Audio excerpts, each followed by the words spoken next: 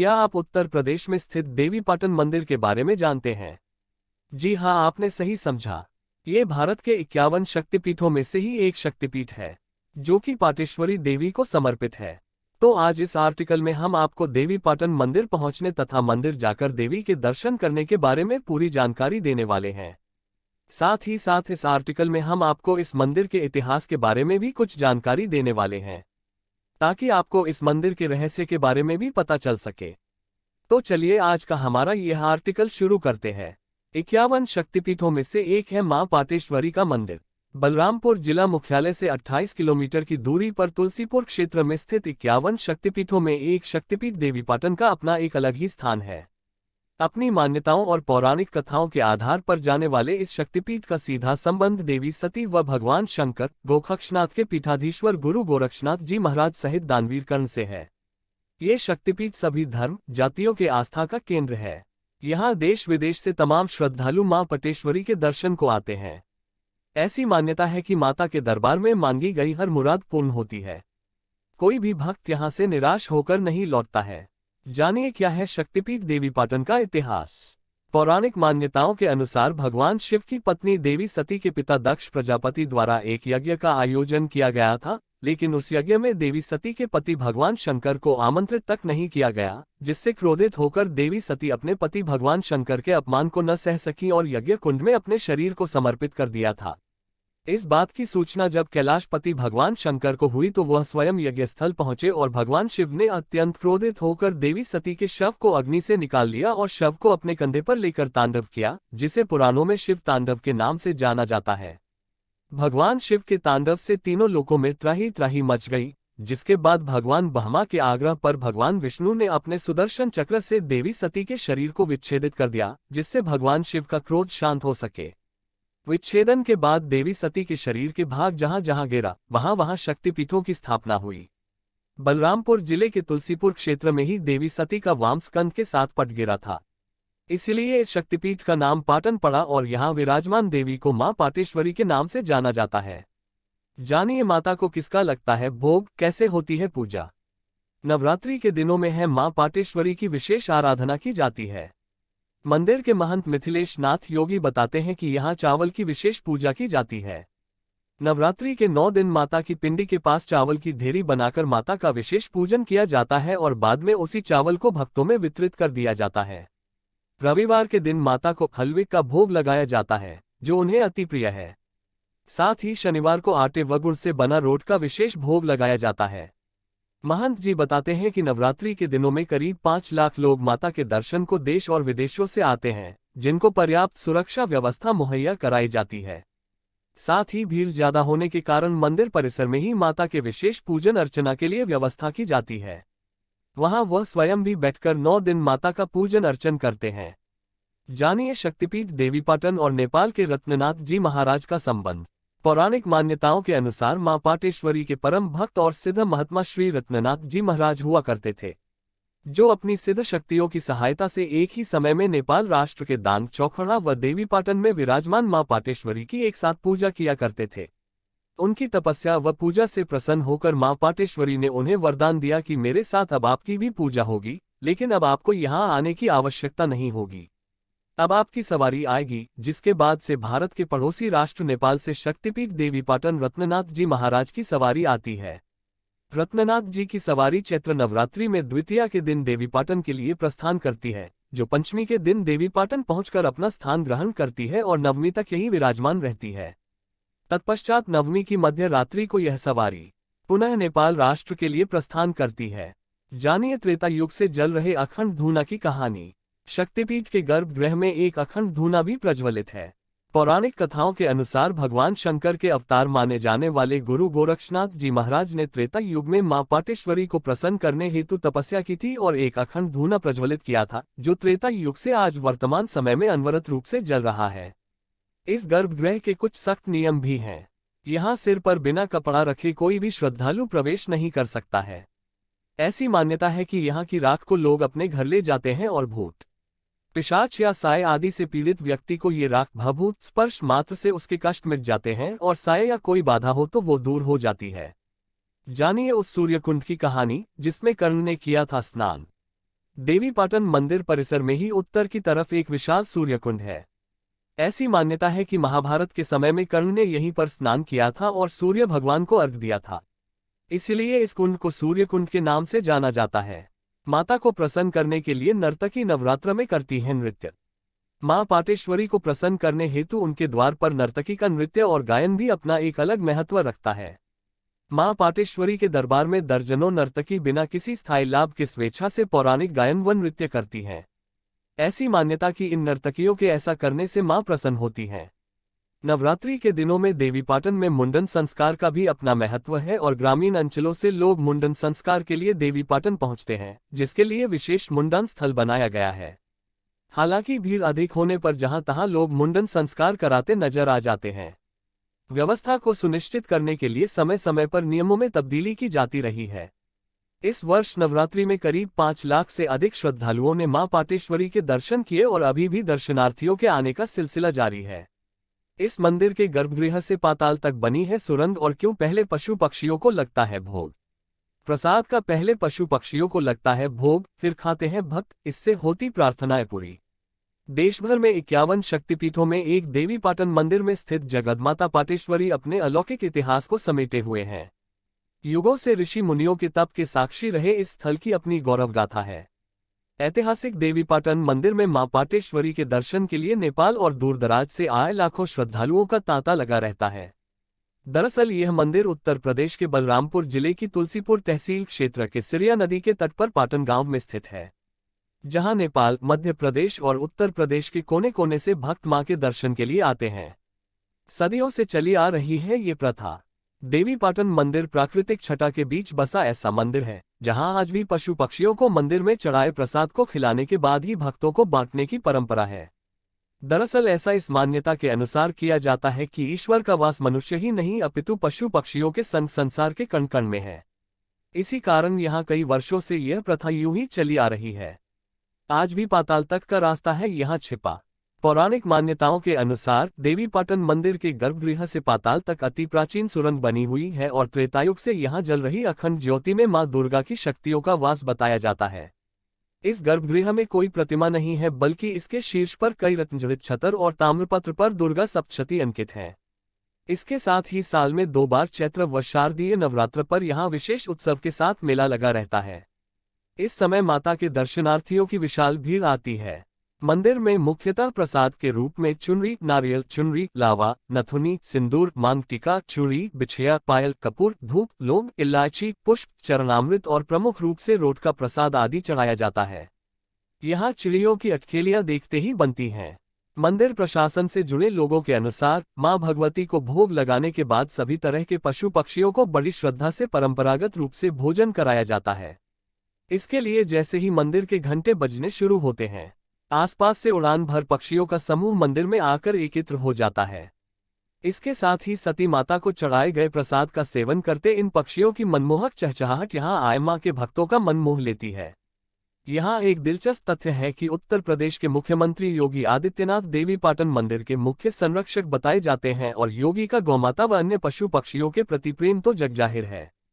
इसी कारण मंदिर परिसर में गौशाला, पक्षियों के लिए घरौंदे बने हैं व अन्य जानवरों के लिए शरणालय भी हैं। वहीं कई भक्त यहां आकर पशु सेवा का पुण्य भी प्राप्त करते हैं। इसके साथ ही मुख्यमंत्री ने हाल ही में इस मंदिर को शीघ्र ही एक पर्यटन स्थल घोषित करने का ऐलान किया है। इसके अलावा मंदिर परिसर में लगे बरगद के पेड़ों पर हजारों की संख्या में चमगादड़ों को बैठे भी देखा जा सकता है। गुरु गोरखनाथ को सिद्धि यहीं प्राप्त हुई थी। ऐसी लोक मान्यता है कि यहाँ विद्यमान सूर्यकुंड त्रेतायुग से जल रही अखंड ज्योति में मां दुर्गा के शक्तियों का वास है। ऐसे भी इतिहास साक्षी है कि सिद्ध रत्ननाथ नेपाल व गुरु गोरखनाथ को सिद्धि यहीं प्राप्त हुई थी। इसके साथ ही यहाँ के कण कण में देवत्व का वास होने से इस मंदिर में देश विदेश से लाखों श्रद्धालु मनोकामना पूर्ण करने के लिए अनुष्ठान, व्रत एवं पूजन करने के लिए 12 मास आते रहते हैं। वहीं मंदिर में मां पाटेश्वरी की भव्य प्रतिमा के साथ ही 9 देवियों की प्रतिमाएं भी विद्यमान हैं। ऐसे पड़ा मंदिर का नाम मां पाटेश्वरी देवीपाटन। दरअसल देवीपाटन का उल्लेख स्कंद तालिका, देवी भागवत, शिव चरित और महापुराणों में किया हुआ है। दरअसल यहाँ खंडित मां सती का बायां स्कंद कंधक पाटंबर समेत आगेरा था। उसी समय से इस पवित्र स्थान का नाम मां पाटेश्वरी देवीपाटन मंदिर पड़ गया है। इसके अलावा त्रेतायुग में मां सीता का पातालगमन भी देवीपाटन से ही हुआ था। उस समय की सुरंग यहाँ आज भी गर्भगृह में स्थित है। इस तरह देवीपाटन सिद्ध योगपीठ तथा शक्तिपीठ दोनों है। वहीं मंदिर के उत्तर में सूर्य कुंड है, जहां रविवार को षोडशोपचार पूजन करने से कुष्ठ रोग का निवारण होता है। पड़ोस में पर्यटन, शक्ति की भक्ति, प्रकृति का वरदान है देवीपाटन।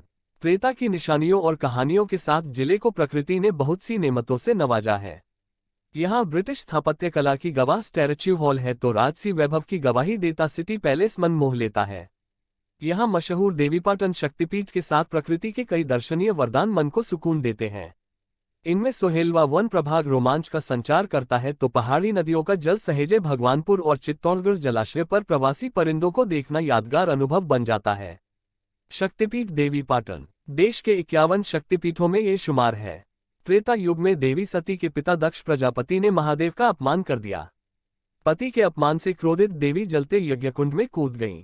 इससे दुखी और क्रोधित शिव उनके शव को कंधे पर उठाकर तीनों लोकों में तांडव करने लगते हैं। शिव का मोहभंग करने को विष्णु जी सती के शव को सुदर्शन चक्र से खंडित कर देते हैं। जहां जहां देवी के अंग गिरे वह स्थान शक्तिपीठ कहलाए। तुलसीपुर स्थित देवीपाटन में सती का बायां कंधा वस्त्र सहित गिरा था। करीब 20 एकड़ में फैला देवीपाटन मंदिर परिसर अपनी भव्यता व स्थापत्य कला का नायाब नमूना भी है। 4 वर्ष पहले ब्रॉडगेज रेल मार्ग बनने के बाद यहां पर्यटन की संभावनाएं बढ़ी हैं। अखंड धूना शक्तिपीठ देवीपाटन मंदिर परिसर में स्थित अखंड धूना सदियों से निरंतर प्रज्वलित है। मान्यता है कि इसके भस्म को लगाने से सभी परेशानियां दूर हो जाती है। त्रेता युग में इस स्थान पर मां सीता जब धरती में समाई थी तभी से अखंड धूना प्रज्वलित है। मां पाटेश्वरी के मुख्य मंदिर के उत्तर दिशा में महंत के मठ के भवन में अखंड धूना है। आदिशक्ति की पूजा अर्चना करने के बाद अखंड धूना का दर्शन करने का नियम है। यहाँ सिर पर कपड़ा रखकर ही अंदर प्रवेश किया जाता है। अपने माथे पर भस्म लगाकर मनौती मांगने वाले श्रद्धालुओं की मन्नतें पूरी हो जाती हैं। मन्नतें पूरी होने पर आटे का, रोट और गुड़ का बना हुआ भोग लगाया जाता है। सूर्यकुंड देवीपाटन मंदिर के उत्तर दिशा में स्थित सूर्यकुंड का इतिहास महाभारत काल के महारथी दानवीर कर्ण से जुड़ा है। देवी उपासना के लिए कर्ण यहीं रहते थे। स्नान व पूजा के लिए कर्ण ने सरोवर की धार बहाई थी। सूर्यपुत्र होने के कारण सरोवर सूर्यकुंड के नाम से विख्यात हुआ। आज भी देवी जी की पूजा में इसी सूर्यकुंड का जल इस्तेमाल होता है। मंदिर के पश्चिम गोरक्षनाथ के बगल कर्ण की भी प्रतिमा स्थापित है। सोहेलवा जंगल 452 वर्ग किलोमीटर में फैले सोहेलवा जंगल की वादियां अपनी प्राकृतिक सुंदरता व वन्यजीवों के कारण पर्यटन का केंद्र बनी हुई है। भारत नेपाल सीमा पर स्थित सोहेलवा जंगल में हिरण, तेंदुआ, चीता, भालू व जंगली बिल्ली जंगल आदि जानवर हैं। जंगल में घुसते ही इनका दिख जाना किसी रोमांच से कम नहीं होता। तुलसीपुर से सड़क मार्ग से सोहेलवा जंगल की सैर की जा सकती है। यहाँ ठहरने के लिए वन विभाग द्वारा अलग अलग स्थानों पर गेस्ट हाउस बनवाए गए हैं। भगवानपुर और चित्तौड़गढ़ जलाशय प्रकृति की गोद में पहाड़ी नालों को बांधकर सिंचाई के लिए बनाए गए जलाशय बरबस ही सबका मन मोह लेते हैं। इनमें से प्रमुख भगवानपुर व चित्तौड़गढ़ जलाशय प्रवासी पक्षियों के लिए मशहूर हैं। पर्यटकों के लिए ये स्थल काफी मनोरंजक है। ब्रिटिश काल की कई धरोहर बलरामपुर रियासत के दौर में बनी इमारतें उसके समृद्ध व गौरवशाली अतीत की दास्तां बयां करती हैं। नगर के हृदय स्थल पर सिटी पैलेस, राज परिवार के प्राचीन महल के मेहराब, गुंबद व एमएल के महाविद्यालय में स्थापित स्टैच्यू हॉल ब्रिटिश स्थापत्य कला से सराबोर हैं। इन इमारतों को ब्रिटेन के विश्वविख्यात आर्किटेक्ट सर एडविन लुटियंस ने डिजाइन किया था, जो आज भी धरोहर के रूप में अपनी विशिष्ट पहचान रखते हैं। अन्य दर्शनीय स्थल नवो देवी मंदिर, हनुमानगढ़ी मंदिर, तुलसीपुर वाराही देवी मंदिर, बिजलेश्वरी देवी मंदिर। कैसे पहुंचे? लखनऊ से दूरी -220 किलोमीटर। रेल सुविधा लखनऊ से तुलसीपुर तक सीधी ट्रेन सुविधा उपलब्ध है। बस सुविधा लखनऊ से बलरामपुर तक व यहां से तुलसीपुर तक रोडवेज बस उपलब्ध है। लोकल कन्वेंस तुलसीपुर से मंदिर तक ई रिक्शा उपलब्ध है, जो 10 रुपये प्रति सवारी लेता है। अन्य धार्मिक स्थलों पर जाने के लिए टैक्सी व निजी वाहन का सहारा लिया जाता है। ठहरने की सुविधा देवीपाटन मंदिर में यात्री निवास व तुलसीपुर नगर में लॉज की सुविधा है। लॉज -500 से 1000 रुपये प्रति कमरा है। होटल बलरामपुर में 1000 से 3000 रुपये में एसी कमरा उपलब्ध है। खान पान होटलों के रेस्टोरेंट में सुविधा है।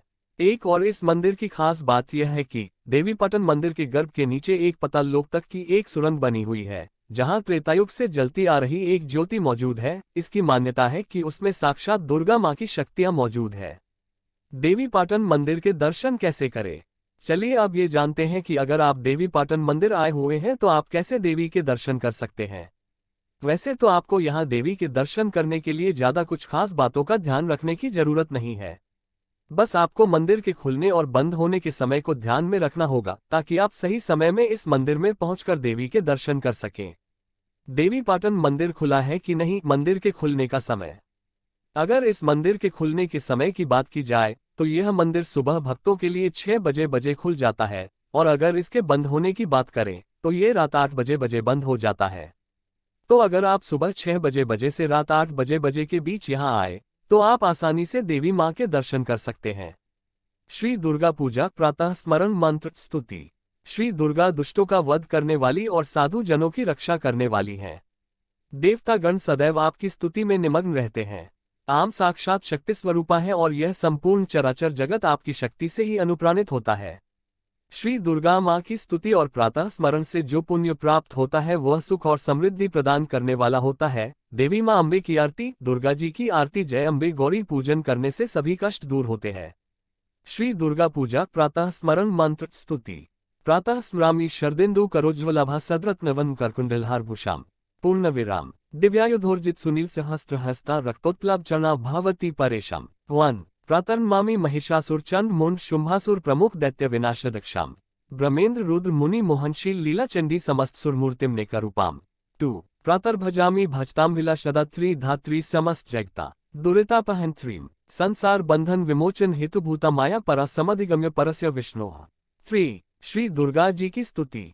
जय जय त्रिभुवन वंदिनी गिरिनंदिनी हे असुर निकंदिनी मातु, जय जय शंभु प्रिय त्रिगुण शक्ति निज धारिणी शुभकारिणी हे भक्त उदाहरण मातु, जय जय शंभु प्रिय मधु कैटप संहारिणी सुरतारिणी हे महेश वेदारिणी मातु, जय जय शंभु प्रिय धूम्रविलोचन मोचिनी त्रयलोचनी हे दुख विमोचनी मातु, जय जय शंभु प्रिय चंड मुंड भट्ट मर्दिनी सुविलासिनी हे मंद हसनी सुर मातु, जय शंभु प्रिय रक्तबीज रुदिरासिनी भयनासिनी हे भूधर वासिनी मातु, जय शंभु प्रिय शुंभ निशुंभ विभंजनी रिपुगंजनी हे शिव मन रंजनी मातु, जय शंभु प्रिय धरणीधर वरदायनी हे मृगरिपु वाहन मातु, जय जय शंभु प्रिय भूल चूक सब कर क्षमा करुणामयी हे शिर रख हाथ, जय शंभु प्रिय दुर्गे दुर्गति नाशिनी दुर्मति हरिये शुद्ध बुद्धि दे मातु, जय शंभु प्रिय। यहाँ पर पोस्ट में बताई गई सारी जानकारियाँ आस्था और जनरुचि को ध्यान में रखकर लिखी है। इसकी पुष्टि जैसे कि विधि और पूजन हमने हमारी जानकारी के आधार पर लिखा है। यदि आपको किसी भी प्रकार की त्रुटि लगती है तो आप कमेंट करके बता सकते हैं। धर्म के उपाय और सलाहों को अपनी आस्था और विश्वास पर आजमाएं। कंटेंट का उद्देश्य मात्र आपको बेहतर सलाह देना है। अंत तक बने के लिए आपका धन्यवाद। जानकारी आपको कैसी लगी कमेंट में जरूर बताएं। जय माता दी।